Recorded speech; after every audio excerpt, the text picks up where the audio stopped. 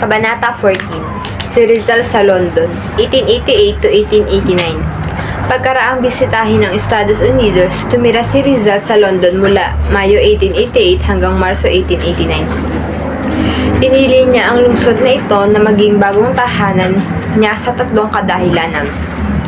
Una, madagdagan ang kanyang kaalaman sa wikang Ingles. Kalwa, pag-aralan at mabigyan ng anotasyon ang Sucesos de las Islas Filipinas ni Marga, isang pambihirang sipi na narinig niya makikita sa Museo ng Britanya. At ikatlo, ang London ay isang ligtas na lugar para maipagpatuloy niya ang pakikipaglaban sa pagmamalupit ng mga Espanyol. Sa London, naglaan siya ng panahon para mapag-aralan ang mga bagay-bagay na Filipiniana. Natapos niya ang anotasyon sa aklat ni Morga, sumulat ng mga artikulo para sa La Soledad para may pagtanggol ang kanyang aklat. Isinulat niya ang tanyag na liham para sa kadalagahan ng Malolos at pinagpatuloy ang pagsulat kay Bolmerit at kamag-anak at nagkaroon ng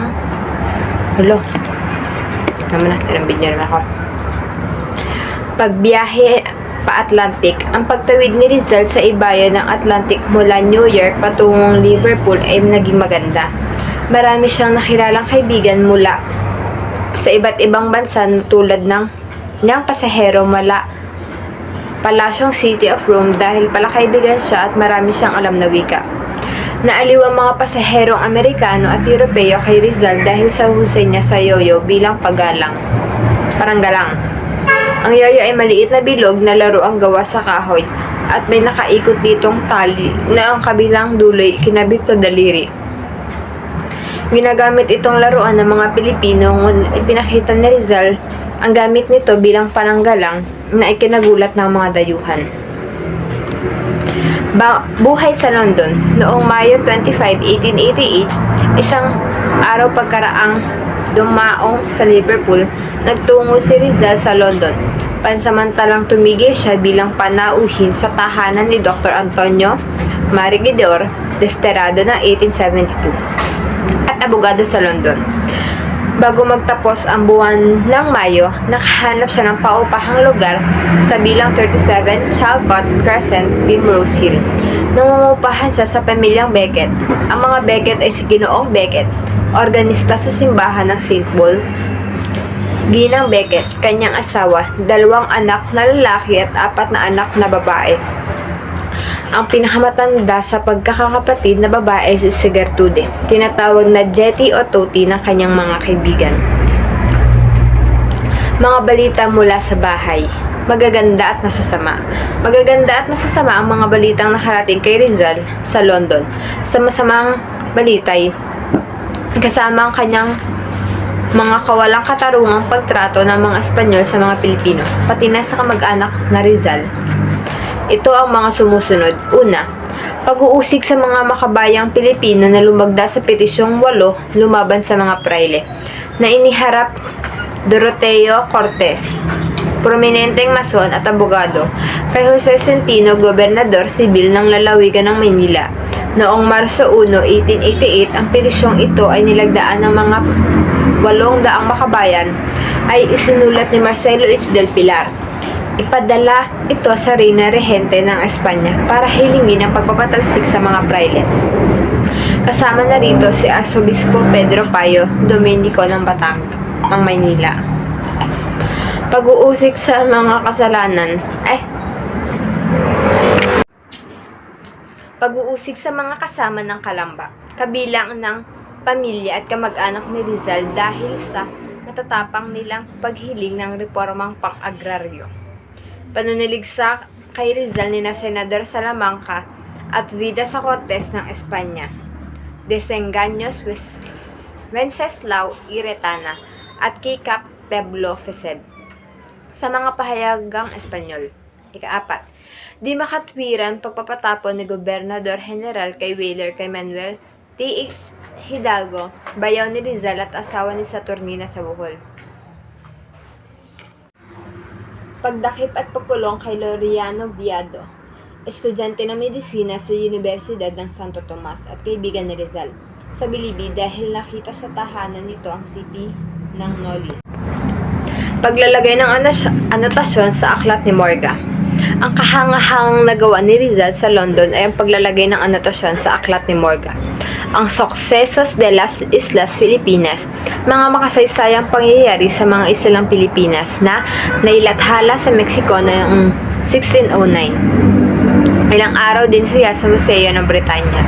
Binabasa at sinusuri ang librong ito at iba pang tungkol sa Pilipinas gaya ng sinulat ni Padre Chirino, Padre Culin, Padre Argensola, Padre Plasencia at iba pa.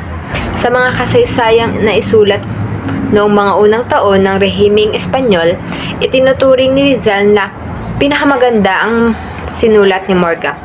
Sa liham niya kay Bolmentrit noong Setyembre 17, 1888, sinasabi ni Rizal, ang gawa ni Morga, mahusay at magandang aklat. Masasabing si Morga ay isang makabagong scholar at manlalakbay. Wala siyang pagkukunwari at sa katotohanan ang pag-uulat niya, isang bagay na karaniwang makikita sa mga isinulat ng mga Espanyol. Payak ang pagkakasulat niya, ngunit kailangang basahin ng mabuti. Sa loob ng 10 buwan, May 1888 hanggang Marso 1889, pinag-aralang mabuti ni Rizal ang kanyang mga manuskritong pangkasaysayan sa London. Nang panahong ito, nakikipaglaban ang mga kababayan niya sa Espanya para sa reforma para sa Pilipinas. Maikling pagbisita sa Paris at Espanya. Noong unang bahagi ng Setyembre 1888, binisita ni Rizal ang Paris ng isang linggo para sa iba pang material na pangkasaysayan sa Bibliothèque Nationale. Malugod siyang tinanggap sa masasayang Pranses na metropolis ni Juan Luna at ang kanyang asawang si Gaspar de Tavera, na ipinagmamalaking ipakita ang kanyang batang anak na lalaking pinangalanang Andres Palayaw ay luling. Pagkaraang magbasa at magsuri ng matatandang aklat at manuskrito sa Bibliothèque Nationale, nagbalik si Rizal sa London. Pasko sa London, 1888. Nagbalik si Rizal sa London noong Disyembre 24 at nagpasko at nagbagong taon kapiling ang mga Becket. Naging masaya ang kanyang besperas ng Pasko, ang una niyang sa lupaing Ingles. Naging leader si Rizal ng mga kababayan sa Europa, habang abala sa pag-aaral ng kasaysayan sa London. Napag-alamang ni Rizal na ang mga Pilipino sa Barcelona ay nagbabalak na magtagtag ng isang samahan ng mga makabayang Pilipinong naglalayong makiisa sa kusada para sa mga pambansang reforma. Ang tinawag na Asociación La Solidaridad ay sinayaan noong Disyembre 31, 1888.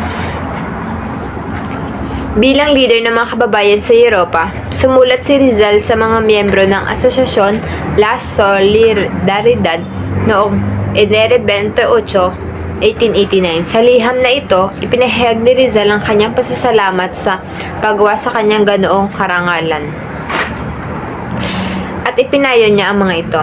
Una, sa isang katatag na asosasyon, ang diwa ng toleransya ay kailangan mangibabaw, lalo pat may mga di pagkakaunawaang makakaapekto sa mahahalagang simulain.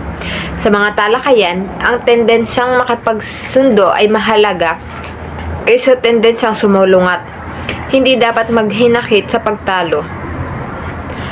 Kapag ang opinyon ay di tinanggap ng author nito, sa halip na magalit at di na umimik, ay dapat na maghintay ng ibang pagkakataon na siya naman ang mapakinggan.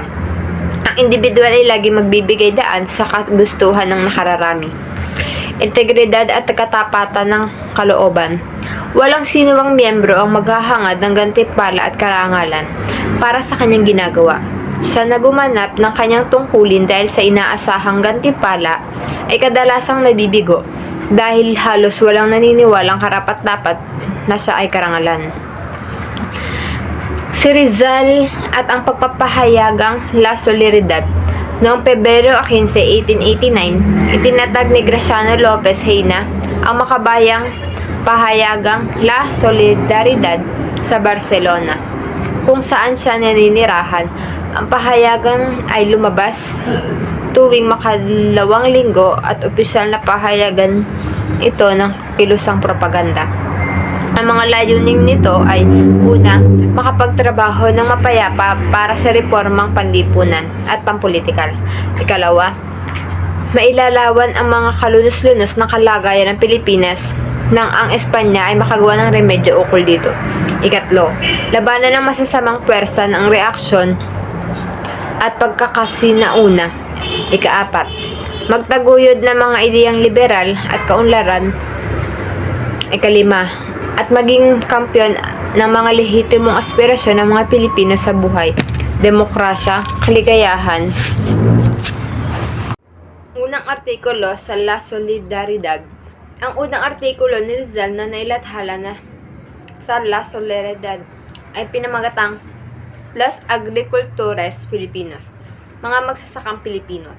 Nailathala ito noong Marso 25, 1889, 6 na araw pagkalis niya sa London patungong Paris.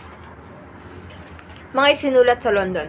Habang abala sa pananaliksik sa Museo ng Britanya, natanggap ni Rizal ang balita ukol sa walang tigil na panuliligsa ni Padre Rodriguez sa kanyang noli.